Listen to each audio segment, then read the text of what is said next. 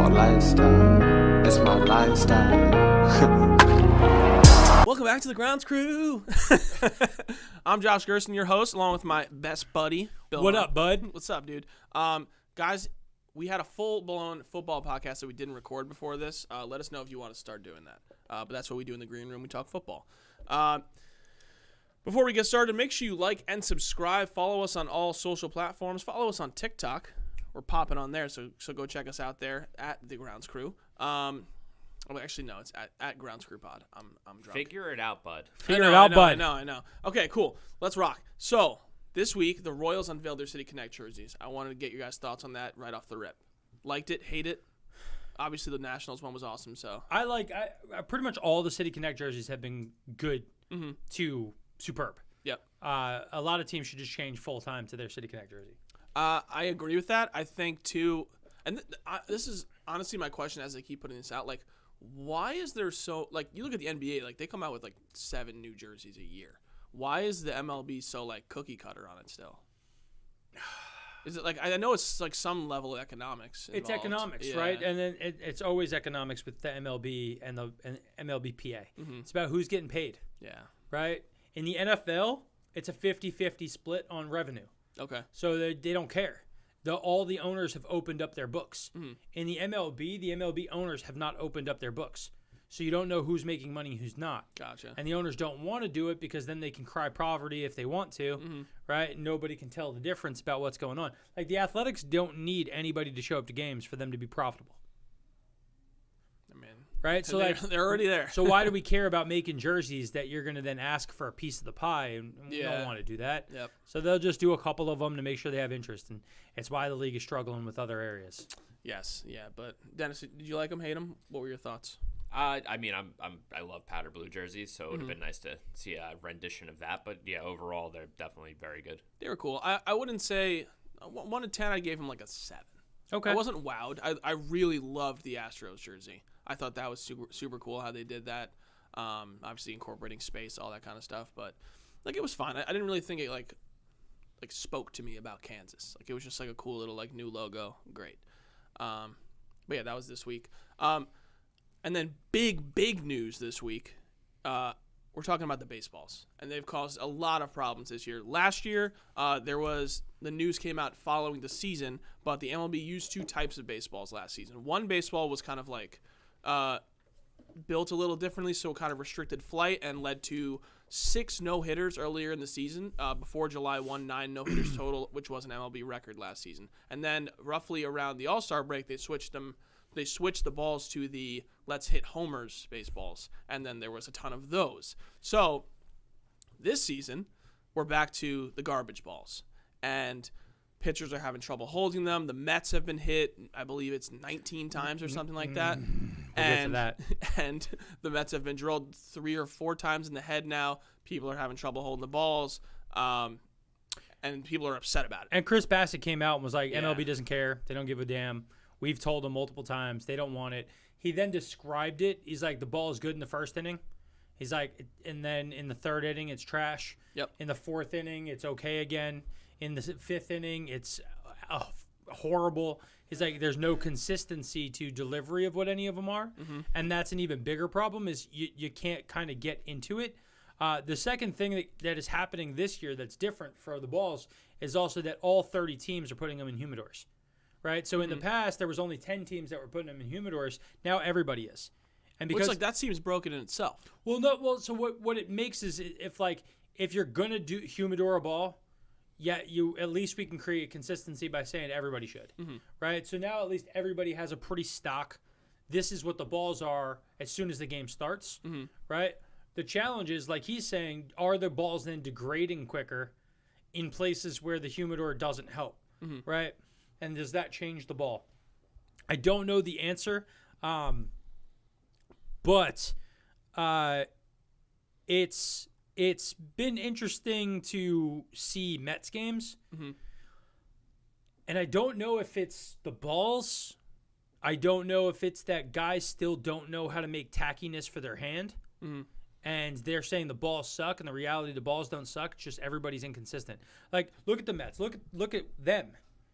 Bassett can say whatever he wants. Mets have been disgusting as a starting pitching staff. Yep. So like they've figured something out.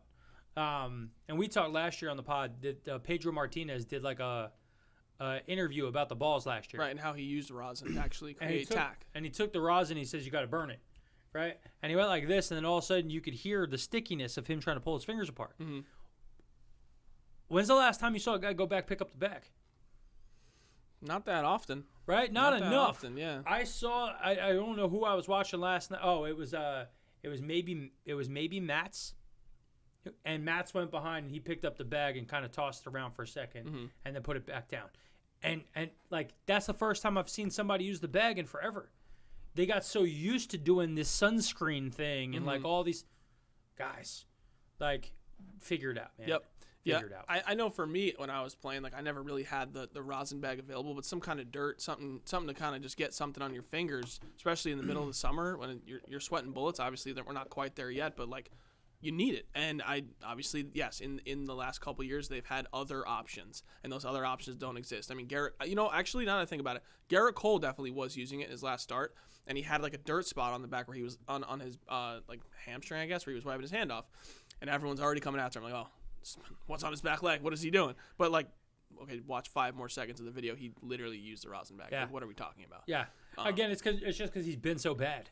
Yeah. Right? And then all of a sudden he pops off a great start and you're like, what is it? Yep. So, yeah, again, more guys got to learn how to use the rosin. They got to go back in time to what guys were doing at one point in time before spider tack and things existed. And just, you just got to relearn. And it's because you got everybody normalized using all these other things that people haven't learned to use what was there before. Right. And then once I think we have an idea, because James McCann had said something about behind the mound should be a little zone that a guy can go to, and inside that zone he can make tackiness right in front of everybody. Right. And he's like, yeah, let's put the basics there. Let's put like pine tar and sunscreen. And I'm like, what are we talking about? Like, you're gonna put a bottle of sunscreen out behind, like, Jimmy? What are you talking about? Got to keep the skin Jimbo. safe. Yeah. The pine tar I think is interesting because batters can use it. If batters are using pine tar because it helps them hold on, like pine tar is not so tacky. Like there's obviously a point where it becomes. But if you do have that out there behind the mound, that there's a pine tar rag, and a guy can just tap his hands right and then rosin up. Yep. And now he's got some, cool. That's all, if that's all we need, guys. Then everybody's fair. We all know what it is. It was interesting too because I was putting together some clips, obviously from the last podcast, and I was rewatching some of Garrett Cole's Houston days. His stuff was way different, crazy. Like the sharpness on his slider, it was like a hard left when he was throwing it, not what it is today. So very interesting to see the change there. But I also saw a tweet from Ken Rosenthal today that like they are looking into making a pre-tacked version of the balls so that there is no conversation of how the teams do it and all that stuff. It's already all done, set up, has a little bit of grip on it. Because I think it is too like the fact that the ball is changing. Maybe the seams are different. Maybe there is an actual reason. Well, so they mud the balls already. Right? So all the balls, like if you ever see a perfectly white pearl, you're not seeing a ball. Yep. Right, because they put them in mud and they then dry them off and everything else. And there's from like a specific place in Delaware. right. So like we know exactly what it is. I'm here that like make a representative whose job is to tack the ball up. Yep. Right, like hey, we all agree this guy's the tacky guy, and he's gonna make the ball, and that's the ball that then gets thrown out to the pitcher for him to use. The challenge is with that is like. How often does a ball change? Every 3 pitches, I think, is the average. Right, so like if it changes every 3 pitches, we got to have a lot of sticky balls. Yep. And like I just don't know if that's Children. I just don't know if that is the right answer. I really do think that we should just. I like a little bit of what McCann said. Let's have a zone and let's have pine tar back behind there too. Yeah. But I don't think we need to have the sunscreen thing. Pine tar and rosin. Let's get after it. Well, that's kind of what I think too. Like, if in the process the ball being made, it is like at the whatever like they settle on as the neutral grip formula is added. Yep. That way there is no conversation of like the balls show up and they're ready to roll.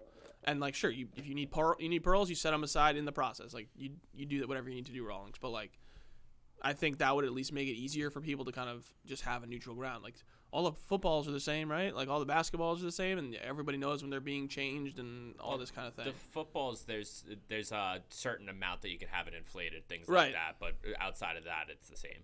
Right. Yeah, like, But it's within the parameters. Like, but everybody has within a range that you're allowed. Yep. The challenge, but you're not allowed, like, and that's the thing, like, you're not allowed, like, sticky tacky stuff there, right? Like, there's not a lot that you can really get away with there. Yep. So that stuff kind of goes away with it. but isn't there some type of substance that's added to the balls, right? Like to make them that color for the NFL? No, it's not. It comes in like that dark brown. Dark brown, yeah, that's the leather. Oh, okay. I Yeah. always thought that they added some like whatever. Like it started out light brown, they added something. Whatever. Maybe I'm No, crazy. and then the biggest difference is the kicking ball is different. There's a ball with a K on it that's specifically for kicking, Okay. right? So the kicking ball and the actual More plate- inflated or something? Huh? It's like more inflated. It's just different. It's Okay. harder. So like what players? So this was another thing, right? The NFL went through something like this with the kickers' balls because a guy would mess with his ball, and you could dunk it in water and like deflate it and reinflate it, overinflate it, and do stuff to it, and you could make it bounce off your foot more. Okay. Right, so some guys started to just get better at messing with the ball to soften it up, right? And by softening it up, they would kick harder through it. You don't have to worry about hurting your foot. Yep. That's when you had like the era of really, really small shoes on all of the kickers, right? Like they were because it was a soft. Then they switched over, and you only get the ball for a kicking ball, I think, is delivered to the kicker like 2 hours before the game, Okay. and that's all the time you have to rough the ball up. Gotcha. So, like, they can do something to it. Guys, like, rub it with a hard brush. They try to break up some of the stuff. They'll deflate it. They'll overinflate it. They'll do things to try to soften it a little bit, but still harder. And they did that to normalize that aspect. Right. Baseball, let's just do the same thing. And again, it just comes down to, it's not. I don't think it's the balls as much. The bigger issue with the ball to me is the lack of flight. Yes. Like, Yep. I'm pretty sure Pete Alonso only has one home run. Well, that's absolutely the conversation right now. I think it was 2 weeks ago, they had I don't know if it was for the week or for the day, there was officially, since 2018, there was less home runs than stolen bases, which was like a wild stat to me, but also made sense because stolen bases aren't really that prevalent right now. But home runs are clearly way down, and you're seeing guys hit missiles that don't leave the yard. But also, and I feel like this is, maybe it's stadium specific or whatever, but you're getting Byron Buxton still go 470. So is it the players? Is it the pitchers? Like I feel like, or are the balls just that different where like you are getting some like dead baseballs and then like you're getting ones that are totally fine? So each one's made by hand, right? Like that's the idea sorta. is that they're stitched by hand and Right. all this stuff and the creation of them. Like, I don't know how we're getting to the point that these balls are worse all the time. Like, we've had one recipe for so long. Quit messing with it. Yeah. You know, just let's get back to when was a good time with the ball. Let's stick with it. Then you can develop a style of play, right? Like changing the ball all the time is just that ain't it. Right. That ain't it. There's just so much tinkering with the game right now. It's frustrating. Other big news this week, talking about cheating, different things like that. The Yankees letter came out, which I know you had some thoughts on. The majority of the mainstream world was like, this is whatever. But you seem to have a different opinion. No, on it wasn't the majority of the mainstream world. It was Okay, the initial thought. everybody in the New York media tried to downplay it. Yeah. Buster only came out and was like, his article is not as light to the Yankees as what some guys from the New York area stuff was. So the big crux of it was the Yankees were in the clubhouse watching the signs, relaying them on the phone out to the bullpen, and then they were being relayed to the man at second base, so he could then tell the hitter at the plate what was going on. So they then got a letter that went around to the rest of the league that said, "Don't cheat." This is 2016 too, right? This is 2017. Okay. Well, they had been doing it 2015 through 2017. Well, right, so that's they were why cheating for 3 years. Right. Yeah, no, they were cheating for 3 years. Which was the interesting part of it is that if they had come down harder, maybe the Astros don't. Well, do so what that's they do. exactly the point, right? Yeah. Why did the Yankees, right, get let off for what amounts to blatant cheating? Right. That then the Red Sox did something identical. The Astros did something way worse. Yep. Like the Astros, way worse, right? You had things on that were buzzing and were letting guys. Y'all were cheating heavy. But let's be real. Was there anything in the books that said you weren't allowed to have a vibrating thing in your pocket? No. Because baseball is a game of cheating, right? Yep. Like it's always about how do we cheat differently than other people have, so nobody knows it's happening. Right. And then we win and we write books about like how we used analytics to make ourselves better, right? That's that Astros book. Y'all, you cheated. You made the spin rates go up by giving guys stuff that made their spin rates go up. You didn't do anything differently. So my bigger point though is going back. The Yankees got off with a slap on the wrist compared to everybody else. They got a $100,000 fine. Oh yeah. They got a $100,000 fine that was given away to charity. So they were forced into making a $100,000 donation. Yeah. That's pretty the much. extent of it. Yep. You cheated for 3 years. You got caught. We did a whole thing about it. And it's kind of been brushed under the table because it's like, what are you going to do? But the reality is you go back. It's the same thing that the Red Sox lost their coach for a year for. So I'm reading an article now about it, and it looks like the Yankees were fined the $100,000 not because of the sign stealing. It was because of the Use of the phone. improper use of the phone, because they were doing the sign stealing before the ruling became official. Like you can't do the sign stealing; they're free. You can, but that's my point. The Yankees were doing what then somebody else got popped for, Right. and they got a slap on the wrist fine. Like they were caught speeding, and somebody gave them a ticket instead for a broken taillight because they had to give them something. Yep. Right? They talked their way out of going to jail. That doesn't mean they didn't cheat. Well, it's according to how this is worded, it's not cheating because the rule wasn't put in place. No, when so, they were but doing that's it. my the- thing. that's the thing That's is- my thing. The rule was put in place because of them. Right. But they get memos all the time about how to use technology as it's been added. But bullshit, guys. Like, that's like saying, hey, listen, like, when you go into school, right? Does your teacher every year have to tell you, like, do you guys have like a student handbook? Maybe. And almost every school's agenda is typically Oh the yeah, school probably handbook. someone. It's been a minute. In it, probably says you can't cheat. Well, what's cheating? All I'm gonna say is I copied my homework a lot. Attaboy, Dennis. Well, so right, but like, so then Dennis cheated. Dennis has to get suspended. All of his records from like that's not. There's acceptable levels. Baseball is that. Baseball is like there's acceptable cheating, and there's not. Why were the Yankees given the slap on the wrist for this thing, and then everybody else? It's because it made it public. John Boy made a whole bunch of like comments, made it go super big. Made a big deal out of all the cheating. The Astros cheated horribly. The Red Sox got sucked into it. Yep. They got sucked into the shockwave of we have to punish everybody now. Well, wasn't the whole point of the letter because the Yankees complained about the Sox? Yes. And then they were like, well, actually, when we were doing the investigation, y'all were also cheating. Yes.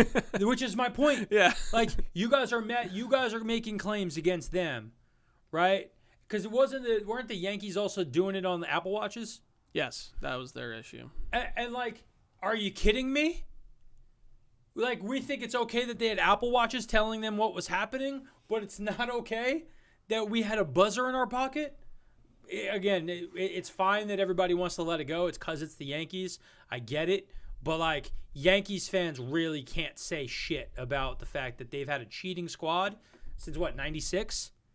Half your team was on steroids. Pettit was on steroids. Roger Clemens was on steroids. Melky Cabrera was on steroids. Alex Rodriguez was on steroids. Yep. Like Jorge Posada, we don't know. Like, who knows what was up? So that all of those things we can waste, waste, and then after that, you're cheating, sign stealing. You're sending messages through you're a bunch of cheaters. That's why you were winning. Now, you've been having all this taken away. It's the reason why the Yankees haven't been to the World Series since 2009. Because this letter gets dropped, and now we're paying attention to all your cheating.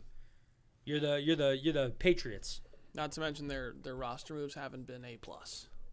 Well, Cashman's never been good, but Talk so that doo-doo, Dennis. So hit me up, Dennis. Nah. Tell me why Cashman hasn't been good. we'll talk about it another time. No. I'm putting this on the show right now. Yes, we Why got is time. Let's go. Cashman not good? Just hands out money to guys that just never work out. Like who? Say his name. Do you want me to say Garrett Cole? Yeah, there you go. You think Garrett Cole was a bad signing? For I'm hearing that even- kind I'm- of money, yeah. I mean, Dennis is a fake Yankee fan, but I'm hearing real Yankee fans also agree with that. But Yankee fans didn't agree with it when he was the first-year guy and he was cheating. Oh, for sure. So But you know like, what's my also going to thing happen? is, They're not. The Yankees fans love cheating. They're going to walk benefits that back them. as soon as he strings together like 3 good starts. Like he had a great one against the Indians. Not the Indians, the Guardians. I was there for it. I saw it. He pitched real good. Wonderful. He's back for now. But we had a very deep conversation about where he sits in the best pitchers in the game, and we very easily put him out of the top 10. Well, so answer this question for me real fast. Who currently has the best winning percentage in the American League? Unsure. the Yankees, right? The New York Yankees. So why is Cashman bad? Like, I need to hear why Cashman is Their bad. team ERA is also just behind the New York Mets. Fun fact. Yeah, but that's because their bullpen is electric. Yes, 100%. Deets, what do you got? Deets, I'm waiting. I need to know. I need to know why he's bad. Because this is the spoiled So- fan. The thing that really brought me onto it was giving Mark Teixeira $30 million back in the day for him to just underperform constantly, things like that. They also do the Ellsbury deal. The Ellsbury deal was bad. Teixeira's always been my least favorite, but it's just... If he gave Judge, if he overpays for Judge, is he a bad GM or a good GM? Depends on the term of the deal. Well, okay, so if Judge had accepted the deal he was just given, good or bad? This is a question for either of you. I think if he gives Judge the bag, it's a bad deal. Yeah, I agree. And it's What was also... it, 8 years, I think? He's a 31-year-old. He is a 31-year-old who will not be able to play the outfield when he is 35. He will be a full-time designated hitter that you're going to pay $30 million a year.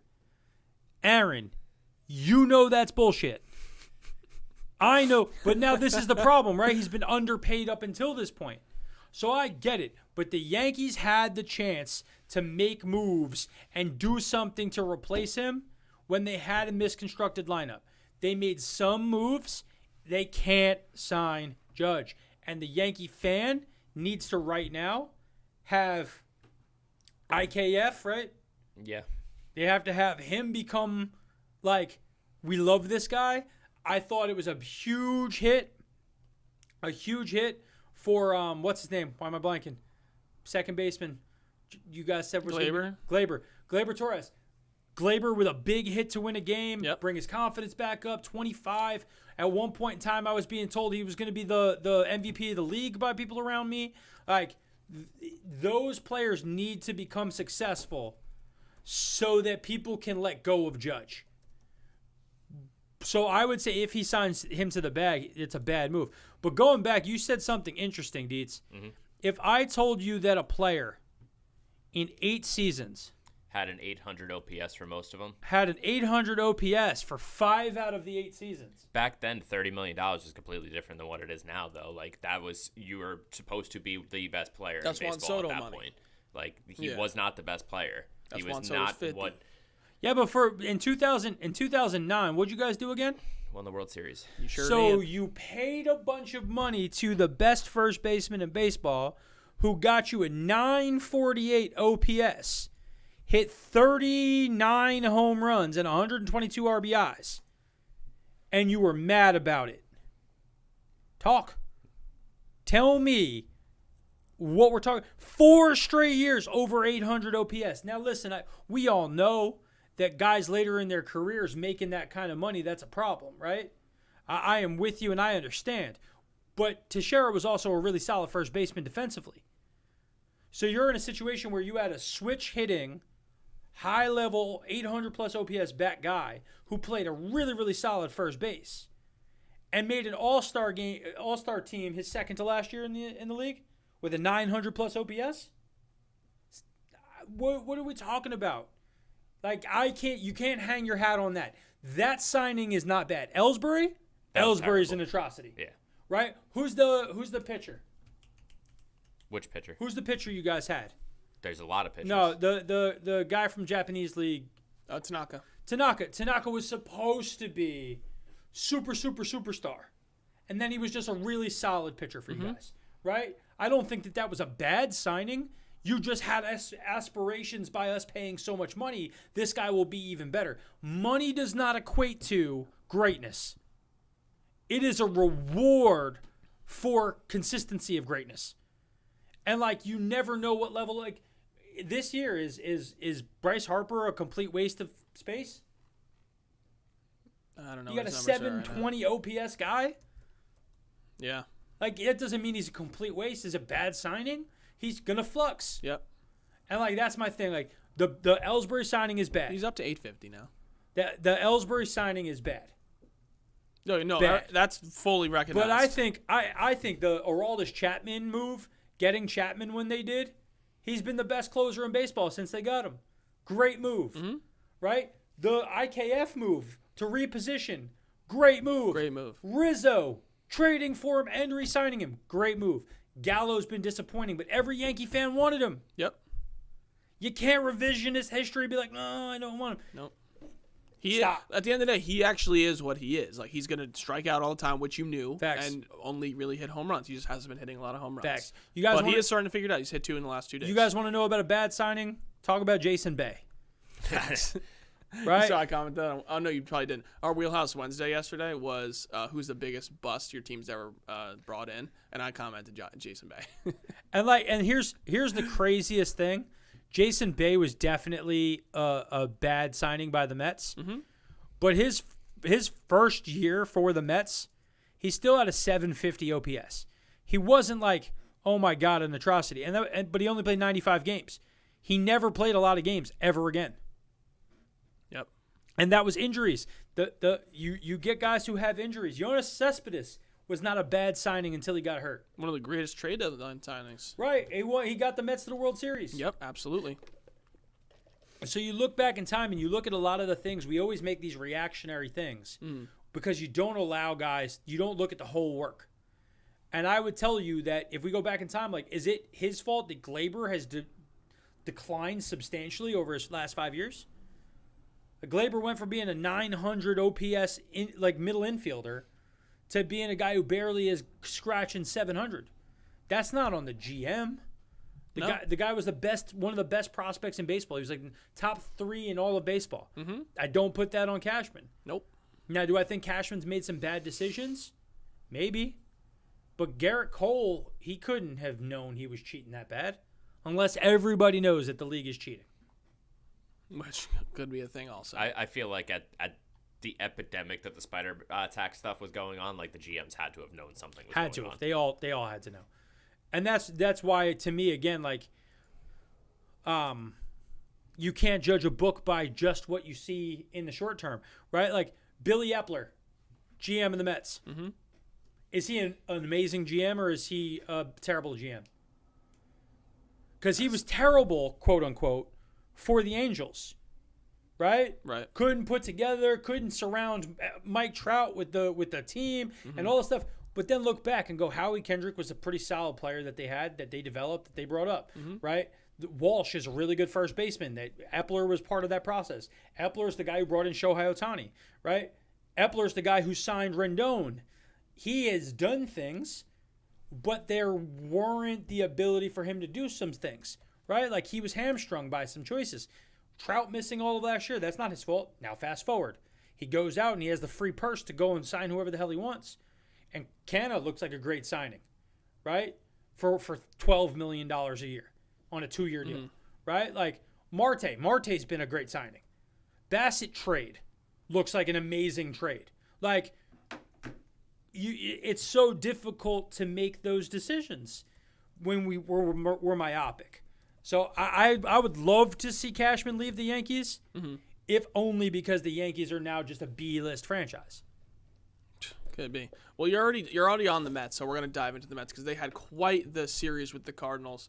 The Mets have won their first 5 series. Six series. Excuse me. The Mets have won their first 6 series. They are trucking, and they took 2 out of 3 from the Cardinals. A lot of heat, a lot of back and forth. We already talked about how Pete Alonso got drilled, and a lot of hit by pitches in the series. And it came to a head yesterday when we threw high and tight to Nolan Arenado, and he took exception to it, and the bench is cleared. What were your thoughts on it? So first, the Mets were hit 3 times in that series. Yep. 2 guys got hit in that game. I have a stat. Go ahead, hit me. So far this season, there's been 5 players that have been hit 4 times by pitches. The Mets have 2 of them in Alonso and Marte. And the Mets have been hit 3 times in the head. Yes. Or 4 times in the head, maybe. So now a couple of things to that, right? We now know that Buck Showalter is telling everybody to crowd the plate. Let's be real about the situation. The Mets are trying to take away the inside pitch. They're trying to force guys to put the ball out over the plate by their fear of hitting them. And it has worked to the tune of they're the best team in baseball. So, let's put that aside. My bigger issue is that Nolan Arenado's a bitch. Because Nolan Arenado, forget the fact, like, do I think he's willing to scrap? Sure. Did you see the fight that he had when he was in Colorado? Did I just say, is he willing to His scrap? hands function. Is he willing to scrap? Sure. That's not what I'm saying. I'm saying he's a bitch because of what he's taking seriously that he knows was fine. The Mets threw a Buzz the Tower at him that was up at his hands. Yeah, it was not that and bad. brushed him off the plate. Very much get uncomfortable and get off. It was a warning shot pitch. If he had leaned in, you would have been plunked on your hands, and that's on you, right? But it wasn't so far inside that it even had a shot at hitting him in the back. Mm-hmm. It didn't have a shot at hitting him in the ear. So he gets upset and starts barking and going, and the Mets pitcher goes, yo, I'm here. Let my hands work, right? Let's function. And everybody clears. Yep. Everybody goes out. Pete Alonso's out here throwing dudes around, and some little dude who's got a inferiority complex suplexes him back, and then is trying to shove him out. And that's after Genesis Cabrera grabbed him by like the back of the collar. And Pete Alonso said, I could break this man's fucking life, but I don't need to. Yeah. Right? I wish he would have come at me right to my face instead of coming up behind me, tackling me, and throwing me to the ground. Who are you? Pedro. Who are you? No, Pedro, coach ran at him, and he grabbed.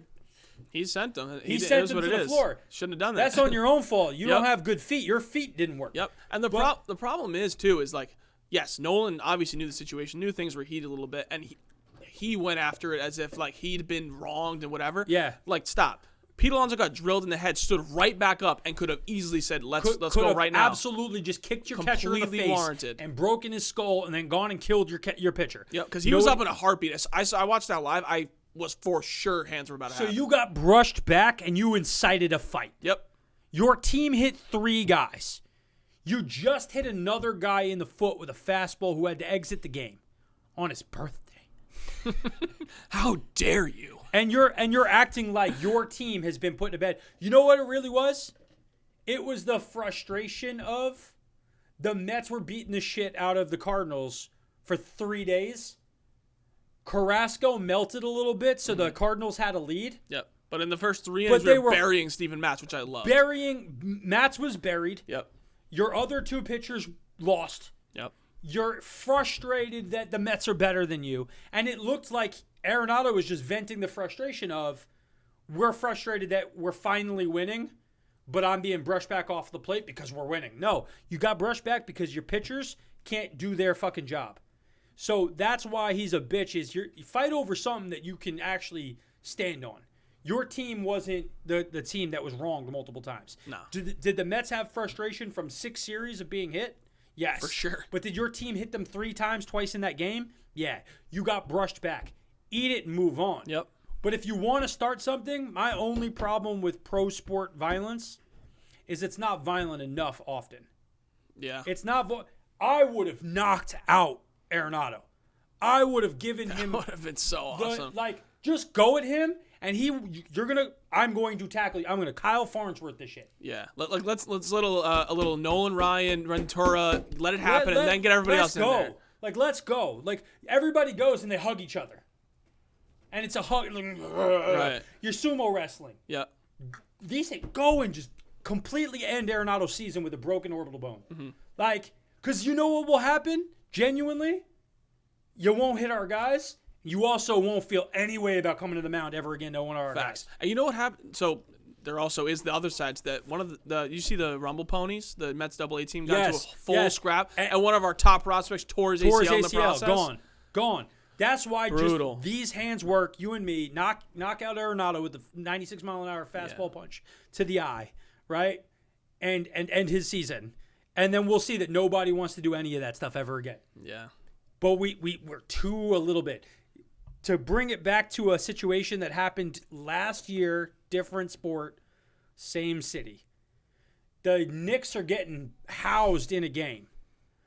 And I forget my man's name. I think it was Fareed. Steals the ball with seconds remaining. They inbound it. Nobody cares. They're running out the clock. Steals the ball and runs out to the three-point line and takes a three-point shot. And Elfrid Payton runs up to him, forearm shivers him into the stands, and knocks him to the floor. Yes. Oh, my God. You want to talk about unwritten rules? You're trying to run up the score so that you stole an inbounds pass with seconds left. Your team is up 18 points. And you're trying to rain more points onto this because you have some kind of I need 3 more points to hit a... Nope, I am going to lay you that... And Elfrid Payton put that man into the floor. And it started a fight. That's what needs to happen. Mm-hmm. Nolan should have taken it and just continued on with the at-bat.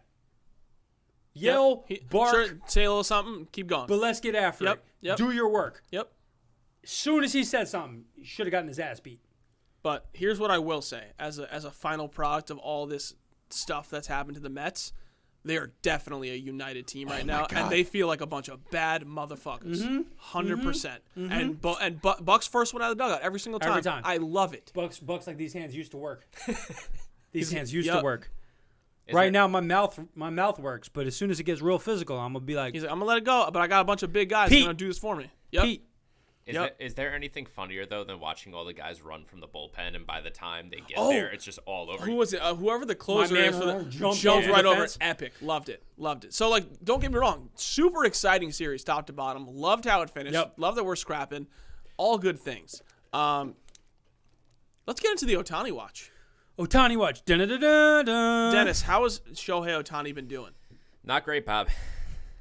What's his not stats? great? What's not his great? line? Give it to me. Oh, I have it. Hold on. So far this year, Ohtani is currently batting .238 with a .691 OPS. He has struck out 25 times in 80 at-bats. So not great, but he's been pitching all right. He has 30 strikeouts in 19 and a third innings pitched. Yeah, that's pretty good. But last night he went 3 for 5 at the plate while pitching. Also got the dub.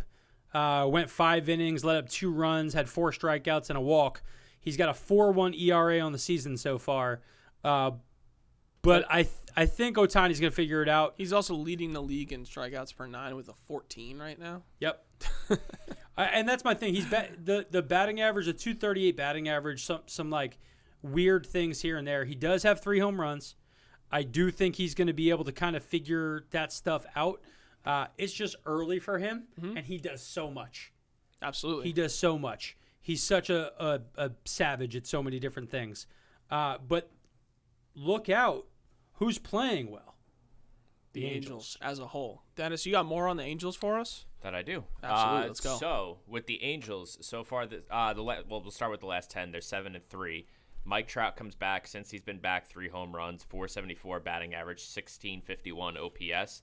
And that triple that he had was just so much fun to watch. Hysterical. And can you tell me, what is their record? Overall in the season? Yes, please. Okay, give me 1 second. I can tell you right now, they're 12-7. They're 12-7. They're tied with the Toronto Blue Jays in terms of record right now. Mm-hmm. Which also puts them atop the AL West currently. Which puts them atop the AL West. And surprisingly, the Athletics at 10-9 with 8 people in the stands watching the games, still winning somehow. Because you know what? They are a quality baseball team. And it's Billy unfortunate Bean no knows one baseball. gets to see that. Yeah, it is Billy what Bean it is. knows baseball.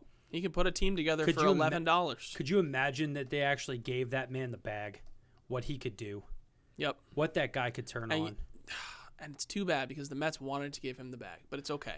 It's all right. That's okay. Listen, Epler doing Epler's a got solid job right now. Absolutely. You know who's been disappointing though, and it was my key to the season for them. He's picking it up a little bit now, but Rendon. Mm-hmm. How did Rendon fall off the map so freaking hard? I think it's just the injuries. He hasn't had a consistent group of games. Like when was the last time he played 50 games in a row? Yeah. He's got 931 OPS in his last, I think it was 10 games or something. So like that's my thing. He's turning it around now. For the season, he's sitting at a 743 OPS and a 228 batting average, right? But if he's that guy, if he's the 900 guy, and then Shohei is who he's going to be, this is what we were talking about. The Angels are going to start to put it together, and look out. The Angels as a whole, though, you look at their entire team, their OPS is down, minus Trout, Ward, and Marsh is also doing all right. But Marsh has been playing really well. Really well. Definitely a good little, because I think that's the thing for the Angels. They've needed, little sneaky pieces to fill in the gaps that when Ohtani or Trout or Rendon haven't been there or performed. And it feels like their team has a little bit of momentum. They have all their guys back. And then you also, on the flip side, have your Marshes and guys like that who are contributing in a big way. Tyler Wade's been playing really well. Let's be real about Brandon Marsh, though, right? The reality about Brandon Marsh is he's still young. He's 24. Last year was his age 23 season, right? He was forced into a role where he had to play a whole bunch of games, maybe a little bit earlier than he needed to. But this year with an 896 OPS, he's 24. He was a second-round pick for them. Maybe he's a dude. He's got 14 RBIs, too, in 15 games. Mashing. And here's something I just need to see because, we all don't necessarily know. So I gotta go by months with him because he was only really pulled up in the second half of last year. Mm-hmm. Yeah, so he had a run in August, right? His July, he only had a 539 OPS. And his September, October, he only had a 604 OPS. But he had a 29-game, 26-start, 103 plate appearance run in the middle of the season where he had an 805 OPS as a 23-year-old. Now, if we look right now, how's Bobby Witt Jr. doing? Right, not great. 770 OPS. How's Julio Rodriguez doing? Not great. Not great. Striking out almost 40% of the time. How's Spencer Torkelson doing? Striking out over 30% of the time. Right. A lot of these big time prospects, they don't do well. Right. Trout and Barry Bonds had 220, 230 batting averages as rookies. Marsh might be that guy. Right. And those are some of those little secret moments that nobody really knows exist until the season starts getting underway. And once that happens, look out. And the Angels, to me, are super interesting because Noah Syndergaard. Well, their pitching as a whole has been great to start the season. Mm-hmm. Obviously, Syndergaard, he's got a 2.12 ERA, so that's been good. Sandoval has a 0 ERA in 3 starts, so that's massive. You like to see that.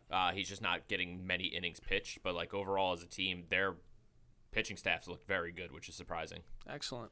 And then you got bring him back up real quick because I have to touch on this. Sure. Brandon Marsh in his minor league career had a 288 batting average and an 811 OPS in 1,100 at bats. So Marsh is a dude. Right? For sure. I mean, don't sleep on Taylor Ward either. This guy in 11 games so far has batting .395 with 15 hits, 4 bombs, and a 1347 OPS. And he's been on a slump of lately. His slump is 368 with a 1204 OPS in the last 7 days. He's falling off. Slumping big. But yeah, we're gonna end up being right on that Angels pick too. And Aaron Loop is looking great. I know you guys love Loop. As expected, he is a great player. So Dennis, the Angels are hot. Tell us who else is hot on this week's Hot and Cold. So We hated on them last week. Yankees are 8-2 in their last 10. How about that? Rizzo, they might barely leave the park, but in his last 7 days, he has 5 home runs. He's batting .400 with a 15.03 OPS. Leading the league in dingers. Rizzo had 3 in one game, right? Yeah. Sure did. They all went about 342 feet. Well, listen, we've talked about it. You get a lot of benefits playing the AL East. They all were the first row in the Yankee Stadium. But Judge also has 3 home runs during that stretch, 318 batting average, 1218 OPS. So go Yanks. Ty France for Seattle. Since our last podcast, he has 12 RBIs. He's batting .519 with a 1422 OPS.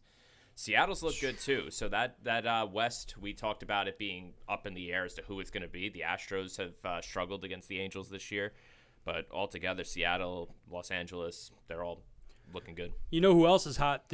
The San Francisco Giants, when they play teams not named the New York Mets, they're 13-3. They sure are. You know, so like they're a team that has Jock Peterson maybe is the secret magical sauce to victory and success. He's the pearl. My man, I think, has like 7 home runs on the season. He's been absolutely tanking shots for them. They led the league in home runs last year. They may, in fact, do it again this year. That the West is wild because everybody's talking about how the Diamondbacks are a really bad team, right? Mm-hmm. But the Diamondbacks also, if they're they beat the Dodgers. I believe they're like 6-7 or 6-6 when they're playing teams not named the New York Mets. So they're about a 500 team as long as they don't play the Mets. So pretty much the kryptonite to MLB right now is playing the Mets.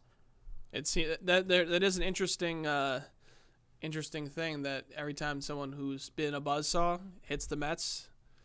Well, so that was the Cardinals, right? You look at the Cardinals. Cardinals were rolling until they got to the Mets. We're smoking the league. Mm-hmm. Like they were ranked in the top 5 teams roughly. Then all of a sudden they were 9-5 coming into the series against the Mets, and they exit that series 10-7. And you're all of a sudden like, oh, you know what? Maybe they're not as good, or maybe it's that the Mets are just nasty. I mean, listen, just looking back at their schedule, they had a relatively easy schedule up to this point. I don't want to hear anything about easy schedules. Listen, the Mets got to play the Phillies. If you get to play the Phillies, you're going to win a lot of games. I guess a lot of games. Who would ever pick the Phillies to be good? And then the last guy I wanted to mention on who's hot because he's the future MVP, Byron Buxton, 3 home runs, including the longest ever walk-off home run. At 467 feet. That was nuked. Yeah. And his average exit velocity this season, we're talking about the balls being dead, is 97.2 miles per hour right now. Those are missiles. His slugging percentage in the last 7 days is 1,000. Beast. Slugging, people. I want him not his OPS, his slugging. I want him to stay healthy so badly. If there's one person besides Jacob deGrom I want to be healthy, it's Byron Buxton. Yeah, I would love to see him be able to kind of put all of it together for an extended period of time, because all you've seen his last 4 years is each year from an OPS standpoint, he's improved. Yep. Right? He just has not been able to stay healthy. Mm-hmm. And I'd love to see him put together more than 85 games. Yep. If you want to talk about someone with gifts, guy's one of the fastest guys in the league. And I was watching a comp of like his swing earlier in his career to now. He has a little bit longer, a little bit bigger of a swing, and he obviously is making good contact. What was his average on the season, Dietz? Batting or the exit velo? Batting average. Right now it is his batting average is 289, but the last week it's been 412. Yeah, well there you go. So he's locked in, and I want him to keep continuing so bad. Dietz, who's cold this week? All right, so I had to throw this one in here. Okay. The Mets may be hot. However, Francisco Lindor. Ice cold. Last 31 at-bats, he is batting .226 with a .565 OPS and 6 strikeouts. But at least the team's doing well, so it kind of makes up for that. Picks him up. Going back to the Yankees discussion from before, we didn't talk about the Miles Straw incident. Yep. And I think he might be mad at more than just Yankee fans. The last 7 days, he's batting .200 with a .426 OPS. The Miles Straw thing was crazy. Personally, just seeing how it all unfolded. So anyone who missed it, Stephen Kwan was going after a ball late in the game, ran into the fence, and then the Yankee fans were yelling at him when the trainer was looking at him saying just a bunch of insane stuff about stay down, F you, you're hurt, whatever, get off the field, like a bunch of BS like that. And Miles Straw took exception to that and hopped up on the fence and got in their face, and was ready to throw hands on the side of Yankee Stadium. Miles Straw about that life. Absolutely, and I love that Top, energy. top Protect 10 your favorite guys. players now for sure. 100%. Protect your guys. Be a dog. Absolutely loved it. And then after the Yankees walked it off, Yankee fans were throwing garbage on the field, just being Yankees the fans. worst fan base in the game. Yeah. Them in and- Philly.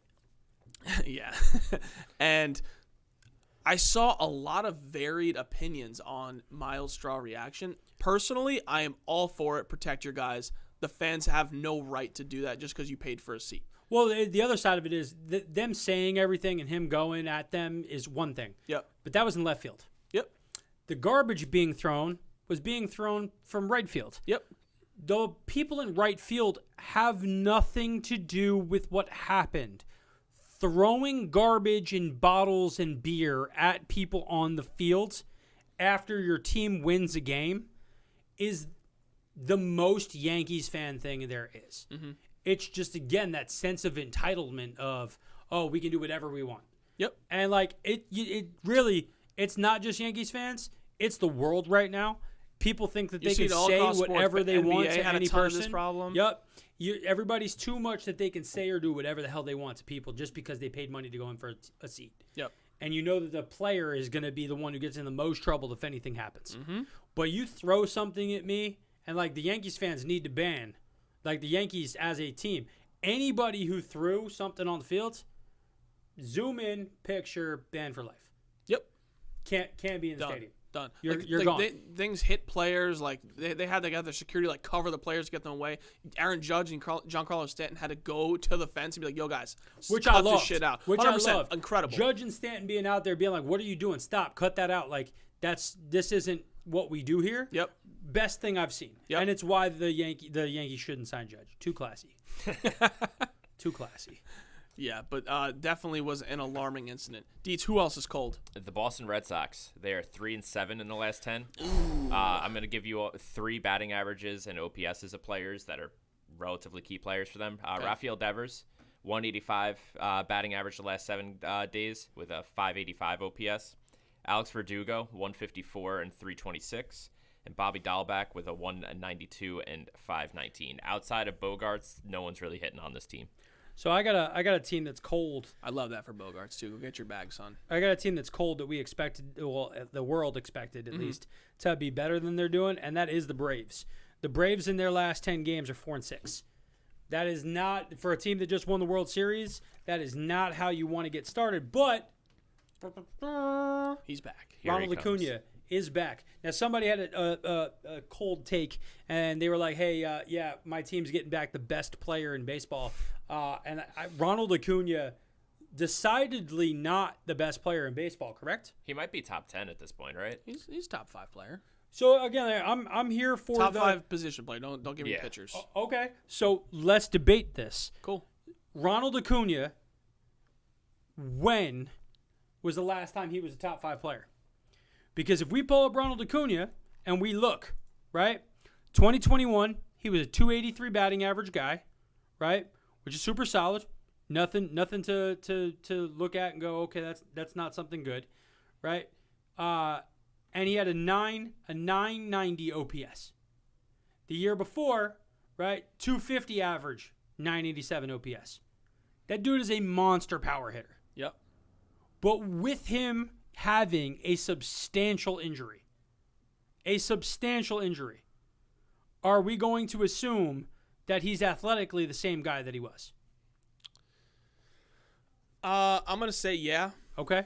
I don't know how fast he'll get back to prime Acuna, truly, because Okay. sure you need to see ABs and things, and as much as 5 games at AA or AAA is gonna help you get rolling. Yep.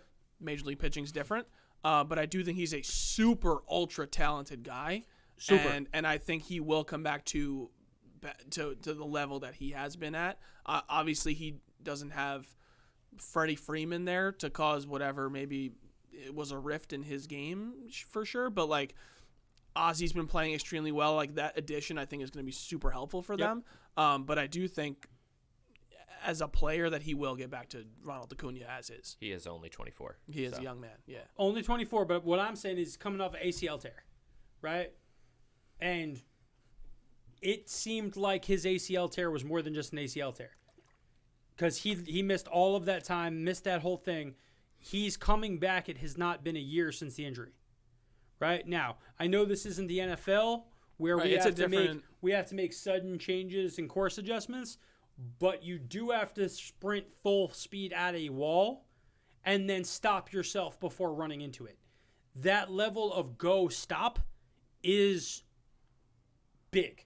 Is he also going to not fully sell out for some balls in the outfield? So, like, as an outfielder, are we looking at that? Hear me out. Would you trade, if you were the Nationals, would you trade Acuna for Soto? Straight up. Like 1 for 1? 1 for 1. If No you're one would all do right, so that. you're saying it from the national standpoint. Who, correct? if you were starting a team, would you take Acuna before you took Soto? No. No. Okay, so Soto's better than him. Soto also has been hitting like amazing. If you were to tell me that you had to trade one, or you had to make a selection, would you take Acuna before you took Shohei Ohtani? No. No, I guess. Because of the uniqueness of the player, sure, Right. especially. Yeah. Straight up 1-to-1, would you take Acuna before you took? Remember, you have to redraft this team every year. Would you take Acuna before you took Mike Trout? Well, if that's the case, then age plays a part in it. But No, I would say not Trout this year, right now. Right? Yeah. Sure, That's why I'm Trout, saying fine. every year you're redrafting your team. Sure. Right? So is he? We're trying to get to, is he one of the top 5 players in the league? Right? At that point in time, who else do you think is better than Acuna? Honestly, I'd probably put him at 5 at that point. Is that right? That would make him the 5th best player. No, I have only 3 guys I've said right now. You What said Soto, Trout, Ohtani. What about Mookie? Soto, Trout, Ohtani. Okay, fine. So then he's 4 or 5. Mookie's probably in top And 5. no, who else did I not say him yet? Did you not say? Vlad Jr. Who Okay, would you rather fine. have? Probably Vlad. Vladdy- So then yeah, Acuna's probably 5. So then we're at 5, but we're in a conversation of, is he 5? But that's also not a world where you see them getting swapped 1 for 1. No, I'm more saying like, Like, we're talking about who's the Who, top 5 who you'd players. rather have? Sure, yeah. Who's top 5 players in the league, right? And my thing is are there other players who we're thinking about in the league? Like, would you take we're just talking about him, Cardinals third baseman. Nolan Arenado before Would you take Arenado or would you take Acuna? Acuna, Right? 100%. Huh? Acuna. Right now, you take Acuna over. You I can't. think you're drugs. No, I think you're Nolan. drugs. Sure, Nolan's had a great start, but like, Nolan's also a lot older, and like. No, but you Acuna's- only have the player for 1 year. I'm saying right now. I'd take Acuna. I'd take Acuna. See, and that to me is crazy because Acuna's a base Arenado's. stealer, like. But he's more- not. Again, if his ACL is down, You don't he's know. not going to run. But that's my But point. also, how do you know that he wasn't fine in January? Like he was taking BP, he was at spring training, like playing as if he was good to go. But they made him take extra time, so maybe he's at 110% because he's taking an extra month. Well, on top of that, the lockout might have played a role because the team doctors can't really look at him Sure. during that time. to Exactly. see That's how the why Chris recovery Sale's is. in the DL right now. Or IL. My big thing is 2020, Nolan Arenado moves to a new team, and we have the 2020 season, right? Which is an upheaved whole thing and everything else. Last year, over an 800 OPS guy playing third base, Gold Glove caliber third baseman. This year, he's back on track to being the 900 OPS guy that he had been for the last 6 years before he came to a new team.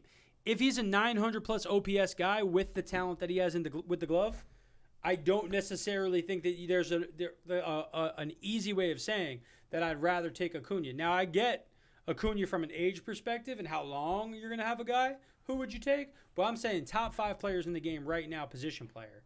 I don't know, especially with Arenado batting 375 with 5 home runs, how you remotely could say right now, Acuna's a better player. You can't. Because what if he's not? What if he's hurt? And he's a 250 batting average guy with power, and he's a 900 OPS guy, but he's meh in the field. But also, if you're talking about like how they're playing right now, Juan Soto's not in the top 5. He's batting 250 with an 855 OPS. 855. So we're saying a down moment, 855. But that's we what have that's no what, idea. But that's what you're saying. what Arenado is. No, Arenado is Juan Soto a Gold Glove but caliber guy. Arenado has been a all-star level player for a decade. I am not making this whole point on a guy who's having a random hot start. Oh, for sure. G. But So, you're saying for 1 year. But you're no, saying I'm for 1 saying year. right now You said you're picking him up for 1 year. No, that's what you said. Yeah, but I'm saying, so even if I'm going right now, right, I'm saying Soto is at 855 in a slump, so I'd still rather have that guy.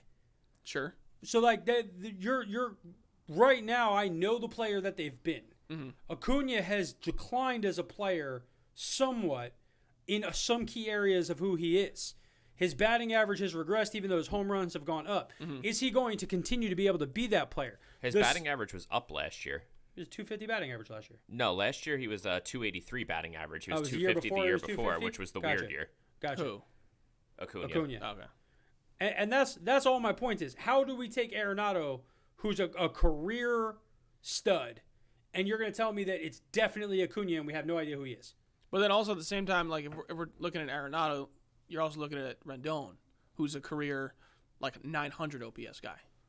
Yeah, but Rendon now for the last 2 years has not been close to that player. 3 years has not been close to that player. Rendon's 2020 he was 915 in the shortened season. right. Last year he was 712. He's an average. This year he's at average 743. 864 as a career. Yeah. Up to this Oh, point. listen, that's why to me Rendon, he needs to get back to himself. But Rendon, if you're telling me Rendon gets back to being the 950 OPS guy he is, listen, Right. Acuna's, the world Acuna of in 4 years is an average 925 OPS. So he's the same as a guy like Rendon. Yeah. But Rendon's at a more premium defensive Listen, position. it's easy to put together with Shohei Ohtani the top 4 players in the game. Number 5 is that's like where, 10 people. And that's where Yeah.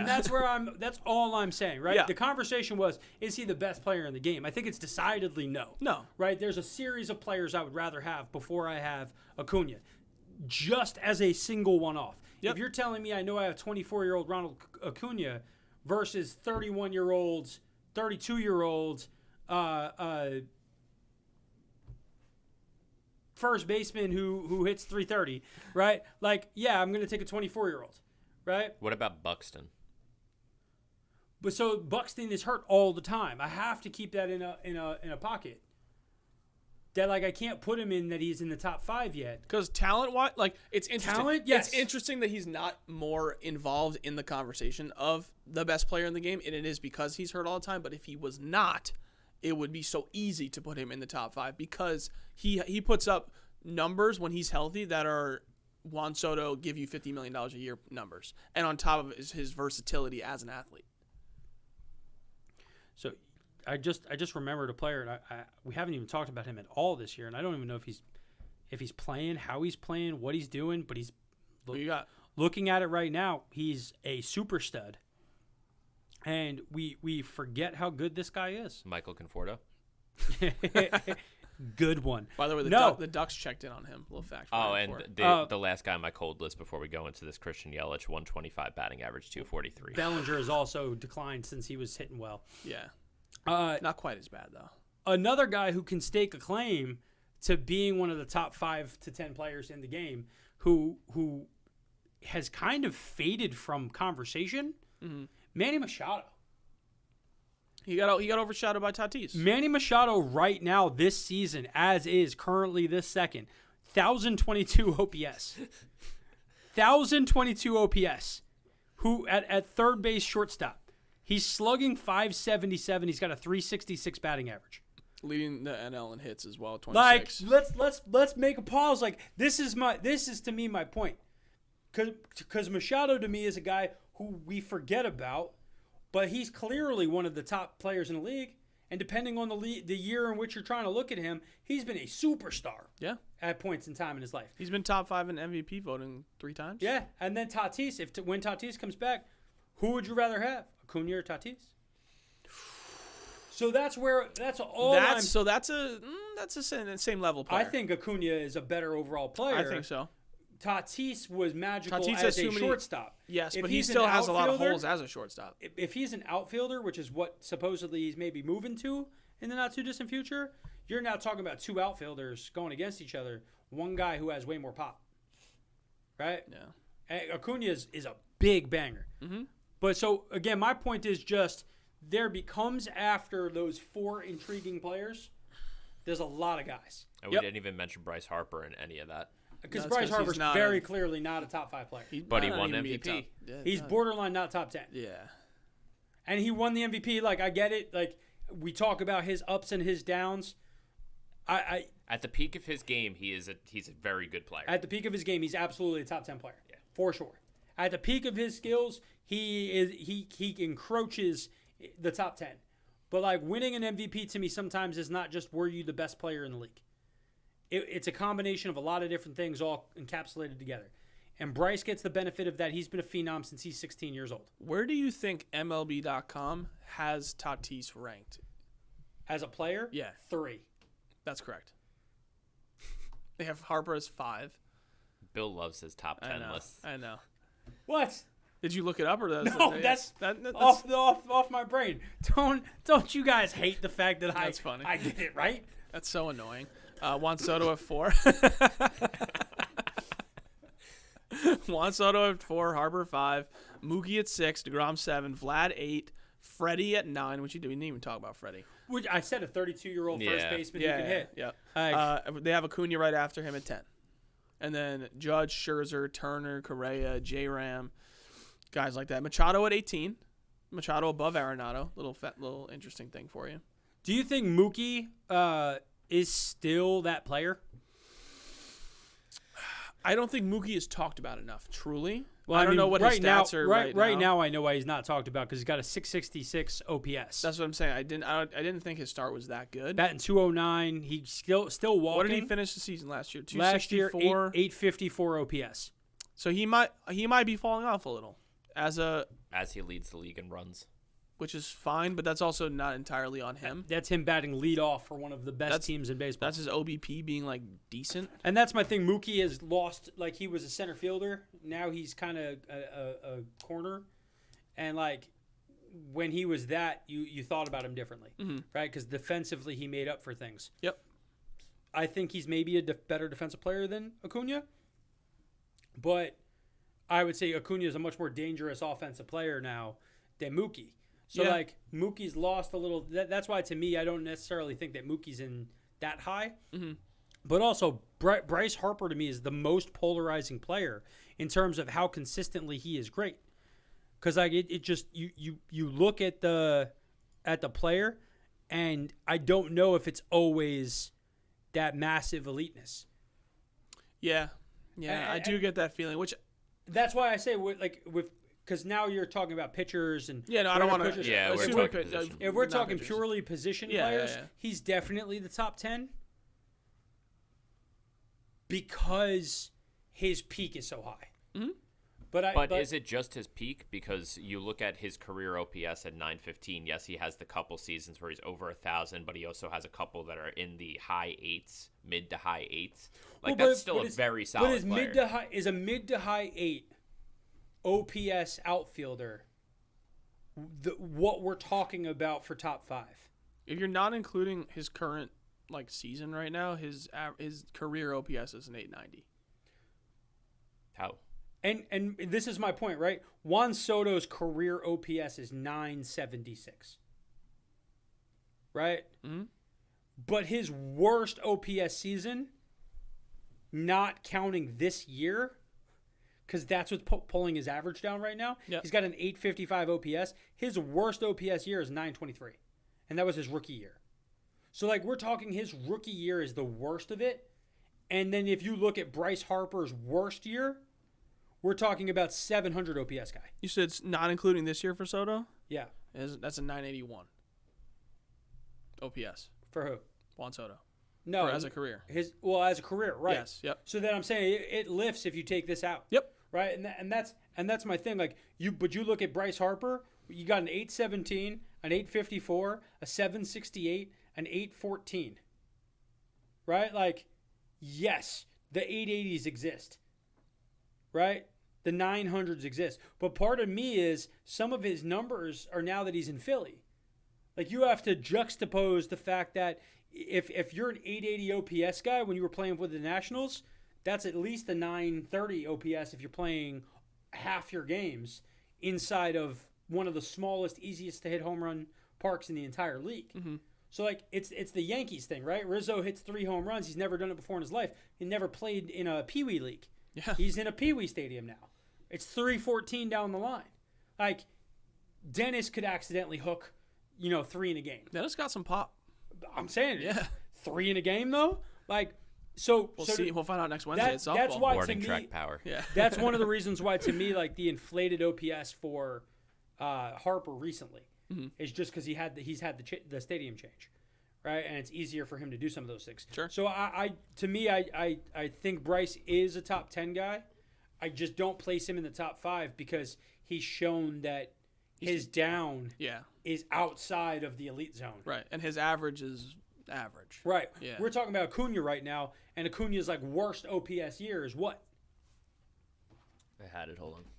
His worst OPS year was an 883 in 2019. Right? When he was 21. Yep. Other than that, he's 917, a nice 987, little 990. 917 in his rookie year, Which which is right, is why he was the rookie of the year. which is same as Soto, I believe. Juan Soto's rookie year, he had a 923 OPS, where he came second to Ronald Acuna in rookie of the year voting. Right? And that's my thing. How does he finish with a better OPS and doesn't win rookie of the year at that point? Ronald Acuna actually didn't lead the league in any statistic in his rookie year. Neither did. Was that the year the Soto. Nationals won, or was that a different year? The Nationals won in 2018, I believe. Yep. That was his Yeah. rookie year. They won because all of a sudden they had a 900-plus OPS rookie. They sure did. Yeah. Who was 19 years That's old. right, and he crushed it in the playoffs too. And that's my thing. That's why to me Soto is that difference maker. But Acuna is a better player right now, historically, than Bryce Harper. Oh, for sure. So yeah. that's why I don't know how Bryce gets up that high. And again, Manny Machado wasn't even in that list. I think he was 18 on it or something. And that's my thing is like, dudes get forgotten because of celebrity of other people, Yep. So and not because of the player themselves. have a good personal brand, guys. Right? When he started, when he first came over, and he goes from Baltimore to the Dodgers, right? And then the Dodgers to San Diego. Whenever you change teams, you change leagues, you decline usually, right? But then 2020, 950, last year 836, this year 1,000. And he plays a more premium position than a guy like Harper. But like they're similar players, and Harper gets the benefit of playing in a smaller park. Yep. So that's just me. That's sure. just my 2 cents. That's a lot of top fives. Let's get into the top 5 teams that you wanted to get into. I want to get into this because I want to hear everybody else. Okay. Who is the best team in the league? I'm not running this top 5. This is Well, you I guys. thought didn't you have a list or a comp or something? Well, I have that you a wanted to pump? comp because ESPN put out this morning their top 5, Okay. and I'm gonna go off the top of my head to see if I can remember exactly what they had written. The number 1 team in the league they had was the Dodgers. The number 2 team was San Francisco Giants. The number 3 team was the Toronto Blue Jays. The number 4 team was the New York Mets. The number 5 team potentially was the New York Yankees. Who did you say was 2? 2 was San Francisco Giants. Yep. You hit it. Nailed it? Yep. Good. Memory was on point. Attaboy. Here is my problem. The Giants lost 3 out of 4 to the Mets last week. The Mets have more wins than the Giants and the same amount of losses. Correct. How are you putting the Giants ahead of the Mets? Run differential. I can't you miss me with run differential because that comes down to who you played. When you played head to head, you went 1 and 3. Well, hold on, because I think I cracked the code. When it comes to the list, it was Yes. the Dodgers number 1, Yes. plus 44 run differential. Who was number 2? The Giants, Giants. plus 44 run differential. Mets were number 3. No. Where were the Mets? 4. Who was Dodgers- 3? The Blue Jays Blue had 3. Jays. Oh, the Blue Jays. Yeah, they're plus 2, so that ruins the code. And then the Yankees were after the Mets. Yeah, the Yankees are plus 21. And I think the Yankees right now are outplaying the Blue Jays. And if I had to put my list together right this second, I would go Dodgers, because I think the Dodgers do have a more talented team than the Mets. Mm-hmm. I would go the Mets, because the Mets have been the best team in baseball. After all of that, I would go Yankees at 3, because I think the Yankees have been a better team playing a pretty difficult schedule. Yep. Then I would go San Francisco. Then I would go Toronto. And that to me would be a better idea of where I think things are. Because who did San Francisco just play?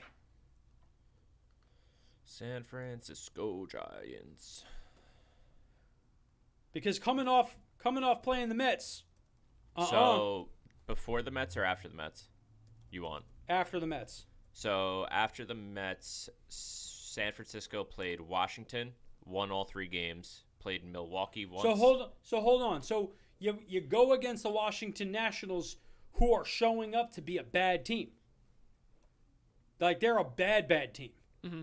They're potentially in the hunt for the worst team in baseball this year. Yeah, they mollywopped Washington though. So that's my point. So go ahead, mollywop. What was the scores in the games? Game 1 was 7-1. Game 2 was 5-2, and Game 3 was 12-3.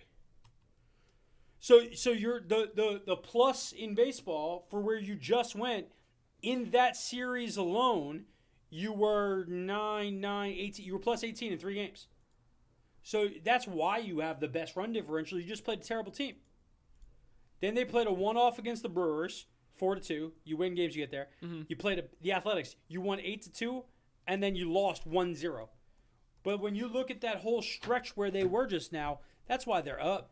I think that that's a fabrication on where you're at. Yeah. Because when you played a good team, i.e. when you played the Mets, you lost. Who'd the Mets just have to go against? Cardinals. We talked about it. The Cardinals 9-5 coming into that series. One of the better teams in baseball. Yep. Top 10 team. Lost 2 out of 3 to the Mets. And that's why for me, the Dodgers are the kings of the castle because their pitching's great and their hitting's great. Everything is on point. Mm-hmm. Absolutely incredible team, and we knew that. The Mets deserve to stay at 2. They lost 1 game. Like, they haven't lost a series. Absolutely. No team has been able to win more games against them than they won against the other. Mets don't get to the Dodgers until next month. The Mets actually have an interesting schedule coming up. We have Phillies, right? Phillies, Braves. Yep. Phillies again, Nationals, Mariners, Cardinals, Rockies, Giants, Phillies, Nats, Dodgers, Padres. We're playing a bunch of real teams. You're going to know, but here's the thing, right? Who's not real right now in the National League? Like, you think you're saying the Phillies and the Braves, they both have losing records right now. Fine, but right? they always play tough against it. Like, it's in division. It's a division team, and the Phillies, we expect to be around 500. Things go a little bit right. Things go a little south. They go down. Sure. But the Braves won the World Series. Everybody expects with Acuna coming back, everything else, that team should be tough. The Brewers 12-7. The Cardinals 10-7. The Giants 13-6, Padres 12-6, Padres 12-7, Dodgers 12-6, Rockies 10-8. It's tough in the National League right now. We're playing the Mariners. But I'm saying, didn't you also say that they have the Rockies coming up? We do the Rockies, yeah. But then we play the Mariners after we play the Cardinals again. Right. So, so we have just saying I was quality staying in the teams. NL. I was just staying in the NL. Gotcha. You move out of that and you go to the Mariners. Yeah, they're 11-7, and they're competing for some titles. But the AL Central, it's the Twins at 10-8. Yep. Right. You look at the AL East, that's a solid division. Mm-hmm. Good teams. Absolutely. You look at the West, Angels, 12-7, Mariners. Like, Athletics, we think might be sneaking in on some stuff. Yep. But right now, at this point in time of the season, we don't know who's great. But that schedule coming up, the Mets have only played 7 games at home. Yep. The bulk of their schedule has been on the road. The Mets' June in general is going to be interesting. The end of May, we have Cardinals, Giants, and then Phillies, Nats, cool, but beginning of June is Dodgers, Padres, Angels, Brewers. Welcome to things are just going to be tough. It's professional sports. Yep. But and listen, if they go through that stretch and have a really solid set of series, that proves to me that they're a solid team. Well, but the against the Phillies and against the Braves, Mets are home. I don't know. Yeah, I think this is a homestand coming up. That would make sense. Yeah, because we're on the West Coast right now. If the Mets win, West. If the Mets go 2-3, 3-1 against the Braves, right? At home. They're home against Mets their are home. home. Yeah, no, I know. I'm saying, but if they at home, if they hold court, they lose 1 game in each series to win the series. The division's almost over. That is an interesting. Listen, the Mets had a nice little lead at the All-Star break last year. No. This is a vastly different thing. Last year, at that exact same point in time, you had backup squeaking away wins. You did not have the plus minus that the Mets are currently rocking. You did not have a lot of the things. Like, the Mets have people healthy and are beating other good teams. No one is beating them. Last year, you might have snuck a couple series against some teams. But like the Mets could like casually be like 8 games up. If the Mets go 2-1 against the Phillies at home, right? Yep. That would put them at 16-7. Yep. Right? Correct. If they then win 3 out of 4 games against the Braves to win that series, right? You're at 19-8. But what that also would do is the Phillies would be 4 games under 500. Or 3 or 4 games under 500. The Braves would be 4 or 5 games under 500. That's a tough road to hoe moving forward. Because you'd be talking about the Braves with 9 wins and the Mets with 19. And we haven't even gotten started yet. The Mets are going to make a trade. Like, we all know this, right? Yep. The trade is coming. Cano is potentially getting released soon. Yeah, dude, they're done with him. Cano is... Everywhere I'm seeing is like, yo, you have to cut his playing time. It just can't happen. You have to. Dom Smith's been lasering balls just at guys. Yep. J.D. Davis has been lasering balls just at guys. You have to stop giving it bats to Cano, who has not barreled a ball in He just several looks years. bad at the plate. Looks bad purely. everywhere. It's an interesting thought. I mean, obviously, baseball's a long season. Anything can happen, but to be down, call it 9 or 10 games in the division early, that hurts. It's not what you want. Not what you want. And the Mets haven't played at home yet. Yep. Like, They've played 7. Right, 7, but what are they on the road? 9-4, that's 13. So They've played double the amount of games away, and they have a 7-game series coming up, which will match them home and away. So that's my point. If they hold court at home, which if they hold their record, they're 5-2. That means that my thing that I'm telling us that they're going to go is 5-2. If they go 5-2 again to be 10-4 at home, it's starting to get dark out there in the NL East. unless you're the Marlins. Because the Marlins would be second. Marlins are in second. They right are. now. So I'm saying they're 10-8, right? Yeah, 9-8. 9-8. The Marlins would then be the only other team with a winning record, and the Mets would then go to Philly, and then after Philly they go to the Nationals. Yep. Yeah. Philly better watch out. You got to start to win. This is going to go sideways really fast. And by the time the Mets get to the Philly series at Philly, potentially Jacob deGrom could be back. Jacob deGrom potentially could start throwing in the next 2 weeks. His MRI looks good. I forgot to put that on here. MRI looks good. Everything, they're going to go through a little whatever beginning of the rehab process, and then he starts throwing, and then fast track him, maybe call it, see it at beginning of June.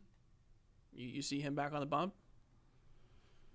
I like that a lot. Considering the Mets ERA as a team, their starting pitching has been like a 2 something. Well, here's the other question that has to come up at some point in time. Who's your starters? It's a toughie. It's obviously Cookie DeGrom looked terrible yesterday. Yeah, but up to that point, he pitched really well. Sure. So I'll give him whatever one bad start. Good offensive team in the Cardinals. Taiwan's coming back. Yep. But Peterson was rocking a .63 ERA. He leads the team in ERA, and he's in the minors right now. But he's only in the minors because they wanted to rotate a pitcher up. But because they have too many starters. Yep. Right? You're in a situation where we have too many guys. Mm-hmm. If the Mets get DeGrom back and he's feeling good, do the Mets trade a starting pitcher? Do they trade Jacob deGrom? Stop it, Dennis. No. This is a serious conversation. We're trying to win a World Series here. Well, what if, just hypothetical, Go ahead. Give it to me. I love hypotheticals. because we talk about teams looking for starting pitching. Obviously, the starters have been fine so far. Don't say fine. What if there is elite? Well, I'm saying elite this is the word other you're team. looking for. Okay. What if the Angels are like, hey, we'll give you one of our outfielders that we have here. So you have Trout, you have Marsh, you have whoever. Don't need an outfielder. Nope. I'll take a reliever, please. Nope. Just a thought. The only player that I would so the Angels wouldn't trade Trout, right? Obviously. So the Mets wouldn't trade DeGrom for Trout. That's just a doubt. So if that was your hypothetical, That was just a thought. It's a bad thought. It would be great for the Mets. It wouldn't help. It would diminish them by so much offensively that I don't know if it would end up being a net positive, even if your pitching staff did become great. Let's see. However, no, I'm. You're also forgetting McGill. No, McGill's staying in. I don't think cool. there's any Miguel's chance. are 4. If you 5? look, at McGill genuinely is the 3. Not Bassett. No. Yeah, McGill's No. the 3. No. Bassett's obviously the 3. McGill, 100%. McGill's the 3. No, McGill's too easily moved. he's a rookie. Bassett's been is a veteran pitcher with he's one of the dogs on the Mets right now. He's not going anywhere. Yeah, And but we just I'm signed not his saying ass. I'm not saying that Bassett's Oh, Taiwan's going. Taiwan's pitching on Saturday. Yeah. Yeah. I'm not saying that Bassett is going anywhere. I'm saying that I don't know if Bassett's the 3. You look at No, all the Bassett's the analytics. 3. If you look at all the analytics and all the things that anybody would show you about who's pitching well, McGill's stuff has been elite. It's been good, sure, but It's been better than Bassett's stuff. I don't think at this moment that he's R3. I think he still has a lot to prove to even be in the conversation. He's a 4, sure, and our 5, we have 3 guys in a battle for it, really. But also, comfortably, I have no problem having a 6-man rotation. So here's my. I want everyone to be healthy. The only problem I have is I don't think Scherzer would like it. I don't think Bassett would like it. Yep. Right. DeGrom doesn't care, but I think it would help DeGrom. But I think DeGrom's going to be fine because he's going to get to pitch the back half of the season, not the front half. But I could also see a very simple concept of DeGrom gets an extra day off and they throw Peterson. Well, the Mets or have whoever. no lefty starter, Right, that's what I'm saying. which is why I think Peterson's going to get a shot to come back. I hope he then does you have because a he situa- actually has electric stuff. But then you have a situation where you have Peterson, Walker, Carrasco are going to be fighting for the 5th role. Yeah, no, absolutely. Yep. My question is, who do the Mets move and where? Because I don't think you can't trade 2 of them, right? You have to keep one of them, but I think you move Taijuan Walker potentially as the guy who could move to a relief role. Yes and no. I actually could see a world where McGill goes to the relief role because he throws the hardest. He throws the hardest ball of them. But he's a better pitcher than them. That's fine. But if you want a lefty in the rotation, I don't think Peterson's good out of the pen. But I don't think that you can take. I don't think you can take McGill out for Walker or Carrasco at this point. Yeah, but Carrasco, I'm not moving to the pen. He's definitely a starter. Right, but I would trade Carrasco. Carrasco would be the guy I move. Carrasco would actually be the easiest to move. I think If Carrasco, because his contract's up, right? He's making a bunch of money, but he's a savvy vet that another team could look at and say, hey, we need this. That gets the Mets from 7 starters to 6. Yep. They could figure that out. Mhm. Peterson can stay in the minors. He still has options. They could do whatever they need to up down him. Yeah, Cookie's actually the least interesting of all the starters Yeah. to me, by far. Yeah. Because Taijuan, although he only threw 2 innings in his first start, looked real nice. And And, Taijuan. and his upside is we saw in the first half of last year is there. Yep. So, yeah, I can see that. I don't know when that move happens or what we get for Cookie. I personally would like a lefty reliever for him. And I think that's the thing. I actually can see Cookie plus a couple things gets us a nice reliever. nice lefty Yeah. reliever. I agree.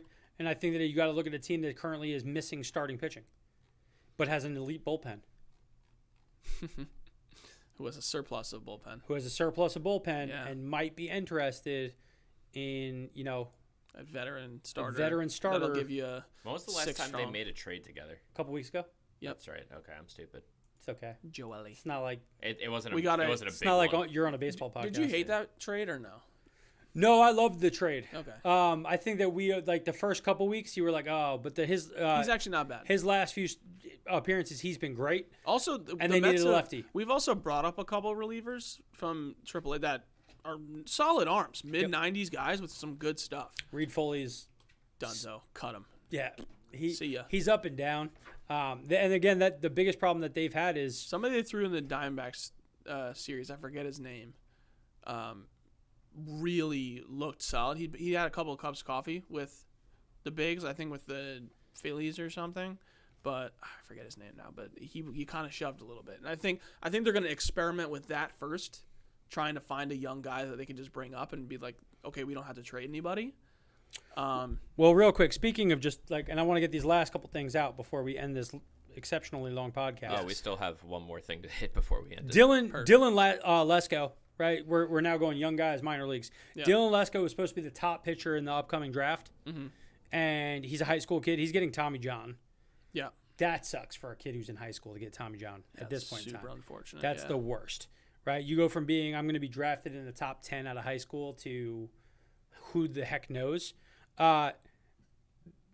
Going outside of that, we just played against the Cardinals, guy who is mashing in the minors, who I think is about to get pulled up, Nolan Gorman.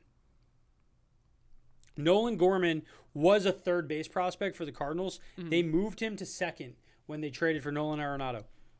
In 68 plate appearances, he's batting .312 with a .368 on-base percentage and a .721 OPS, slugging percentage. He's got 9 extra base hits, 8 home runs. He is 21-year-old second baseman with 9 home runs already in the minor leagues. Don't they already have a Gold Glover there? They're going to bring him up, and they're going to ultimately end up probably, I would assume, pop him in the outfield putting him DH. Or DH, true. And he's a lefty bat, and he can oppose having Albert. Albert can go against lefties. You can have Nolan go against righties. Nolan can play a little bit of third base when Arenado needs to take a break, and then he can also play second. So you can get him at bats amongst all of those different things. Mm-hmm. Now, that parlays for me into other players who are absolutely mashing baseballs in the minor leagues right now is Francisco Alvarez. Mets prospect Francisco Alvarez has a .295 batting average, a 1,078 OPS as a 20-year-old catcher in Double-A. He has been absolutely torching the baseball. He is getting ready to move up. And then Brett Beatty, another Mets prospect, absolutely tearing the cover off the ball, batting .321 with an .881 OPS as a third baseman. Super excited. Young players about to come up, not named Bobby Witt Jr. and Julio Rodriguez and Spencer Torkelson. And also, all the young guys struggling right now. And Bryson Stott's another one. You know who's not struggling, though, starting their career? Richie Palacios. Richie Palacios came out the gate, 2 hits, friend of the show, friend of the brand. Who else we got? Who else we hitting into, Dennis? Oh, we're skipping also one guy who also came up to the show. It's crushing it. Mackenzie Gore for the Padres. Mackenzie Gore's playing very well. Shoving. Playing very well. I could have had him on fantasy too, and I didn't scoop him, and that was idiotic. Finish us off. What do you got? It's the A's. A's cold takes. Well, we talked about it last week on their woes with attendance, and then the A's president of operations, something like that. I forget his title. Basically, was chirping the Giants for low attendance, which just seemed like the dumb, like publicly, like on social media, just like having fun. Like he just got Twitter. It was like, haha, it's funny because you guys don't have attendance, but like low key, we don't have attendance, and you guys should figure this out. What are you doing? What are you doing? Let's have some feel here. The entire league laughs at your management of this team. Was it a troll job, you think? I don't know. It didn't seem like it. The amount of he was actually doing it. I think he actually was just trying to say, like I think he was trying to be serious. Why is our attendance down? Like I don't know. Like maybe San Francisco, like the fact that our toilets don't work might be a factor, but we don't talk about that. The fact that you're an apparent jackwagon, maybe that's hooligan. Maybe that's the problem. I don't know, but they need to figure that out. Anyway, that's it for this episode. Lot covered, a lot of stuff going on. Baseball's very exciting. We'll see you guys next week. Appreciate you. Like and subscribe. Later. Baseball lifestyle. It's my lifestyle.